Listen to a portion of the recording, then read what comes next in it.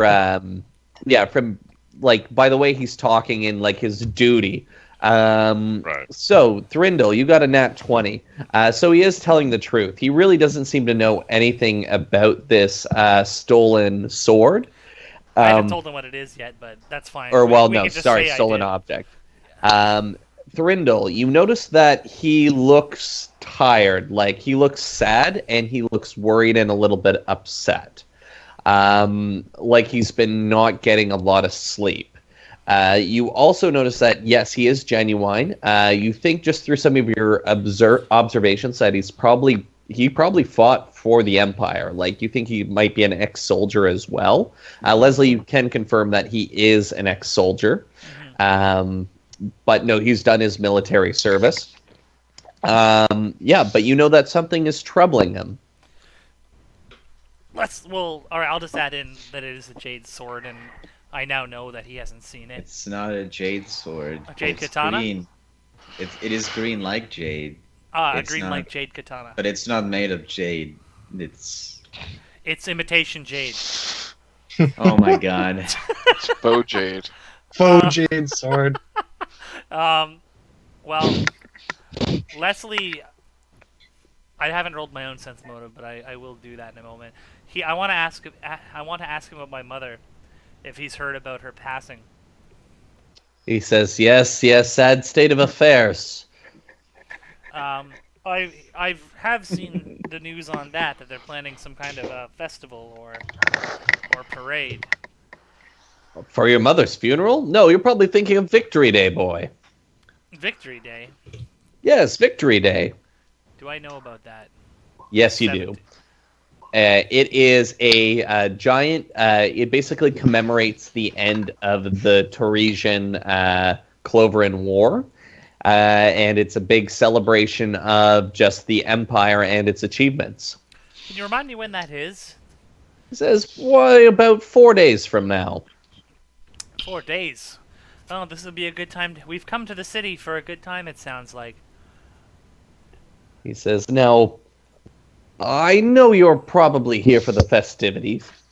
And seeing how I helped you out by dipping into my own profit margins, I was hoping you could help me out with something. Leslie smiles. It's always business, isn't it, Mike?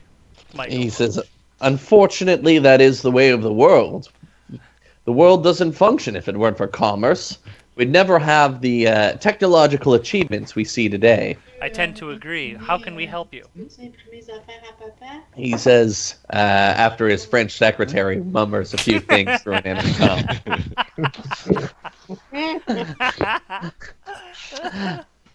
He says, I've got a bit of an issue I was hoping to get some assistance with. I have an old debt that I've been trying to repay.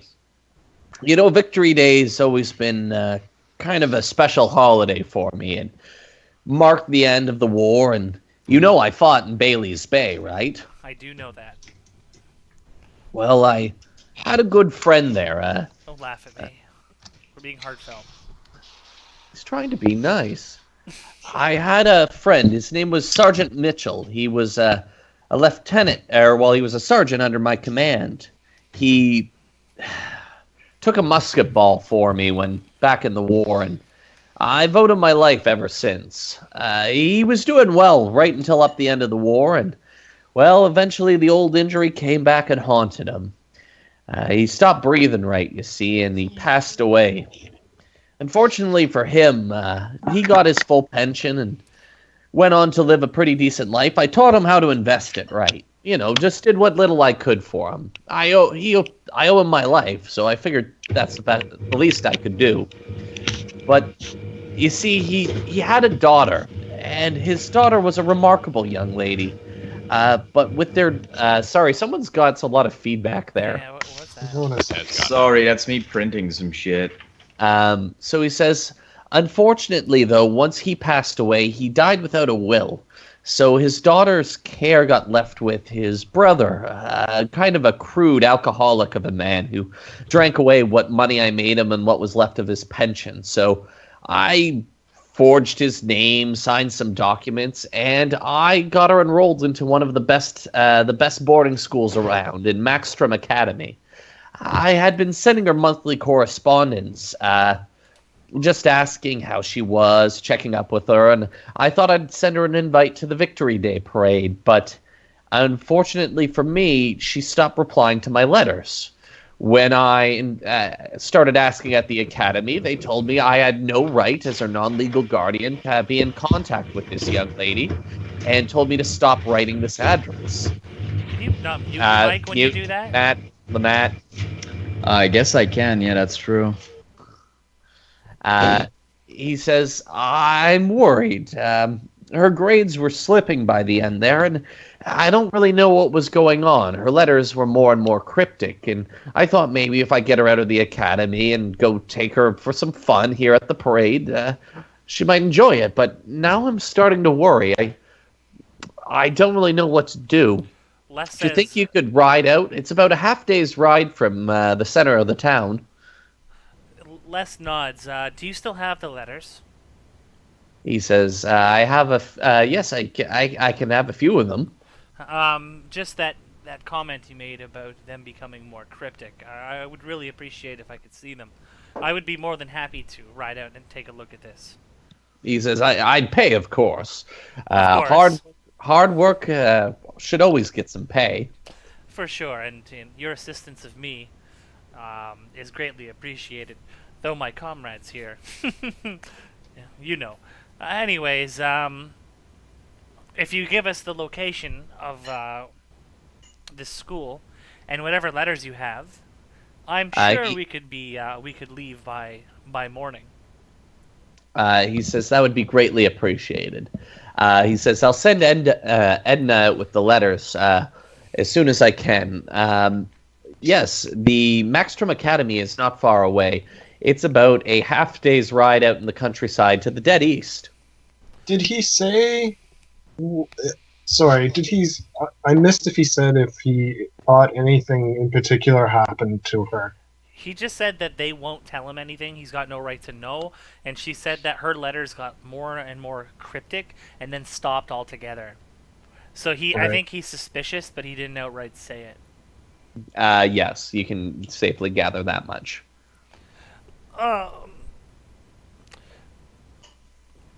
Any other information would be helpful.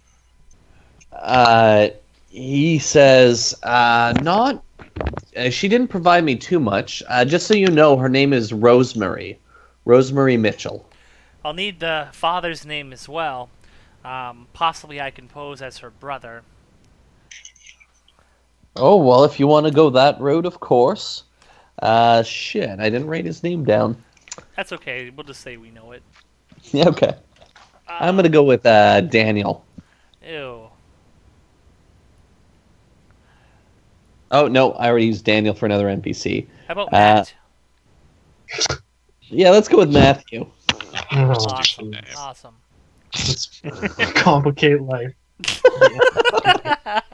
I love it. Oh shit. He says, do you have any questions or require anything from me? I don't believe so outside of what you've given us to start with. What about you all? We better make haste if we want to be back for the celebration. It's something, if you've never seen it, that's once in a lifetime. Maybe we should discuss payment? Oh, Michael's good for it. Don't worry. I want to just look around the room and see if I know you sort of described it, and just see if there's just anything odd.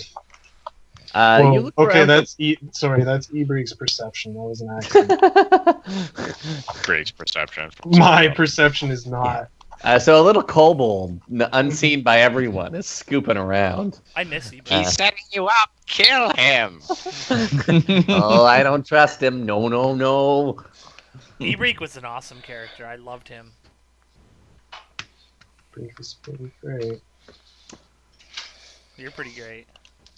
So anyways, as you look around the room, you can see that this table, unlike depicted, it does have a coffee maker and several things. It also has a locked cigar case on it. On his desk is a bottle of whiskey with a bunch of glasses. It looks like he's got a book on the desk and a bunch of cigarettes. He's also got a weird-looking machine, which you've never seen before. But it's got like a bunch of little paper, like they look like knowledge blank papers. engineering it? Yes, you can. Can I have knowledge Leslie Washington on it? 12. You've never seen anything like this. But Morgan's fascinated by it, and he goes over and takes a look. And he's like, "Oh, is that a cigarette rolling machine?" And he says, "Yes, you just keep cranking the handle and it rolls a perfect one every time."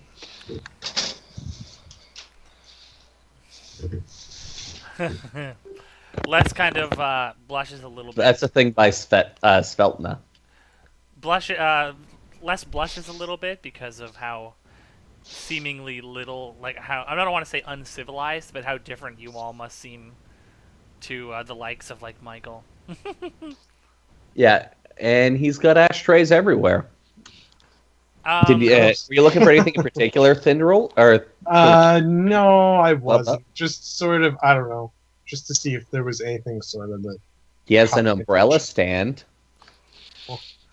Very nice. Trindle is sort of, There's The a umbrella side of it. there's a line graph here.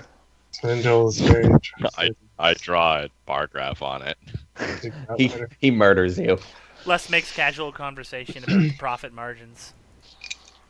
He goes over the third quarter numbers and how that they've been steadily rising ever since the acquisition of a smaller credit union that dabbled in some what's it called, enterprise capital. Les nods knowingly. Looking out the window, what floor are we on? You guys are on the third floor. Third floor. Is there any balconies or anything, or is it just Nope. a straight drop to the ground? Yep. Well, I think that's about it. It's time for us to go. Michael, you Did do you the end up Washington giving me the name proud. letters? Yes, he gave you guys the letters. Yeah. Okay. Les reaches to shake his hand before he leaves. He would maybe hug him, but not with all these people around. It's not proper. He says, "Do let me know if you need anything. Absolutely. Take care." As you guys exit out, you guys can take a quick look over the letters. What type of check do you want to do on the letters to try and gather some intel?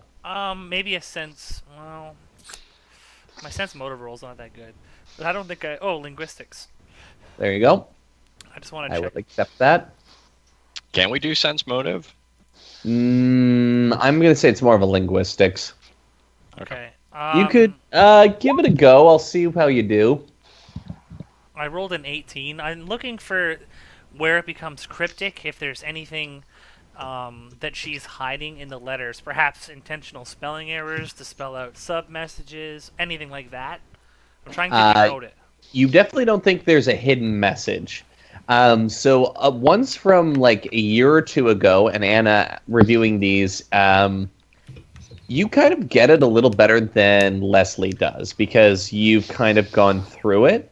There's definitely some major changes going on in her life. In the early stages, she's very grateful that she got sent off to Maxstrom Academy.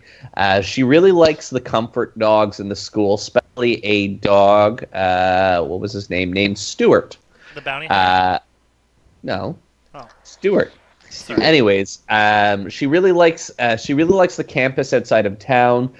Some of the other girls are mean to her, but she's made a couple friends, and she really likes her classes, instructors, and her favorite class is riding. She's not doing as well in estates as she was hoping, but she's hoping to get better. As the letters go on, there's a little bit more of this. A couple kind of benign things, like today we took a field trip out to see a farm. I couldn't believe the amount of goat poop there was out there. Dreadfully awful things, those goats. It is awful. They took a bite out of, yeah, it's pretty gross. But they took a bite out of my favorite dress. But good thing my seam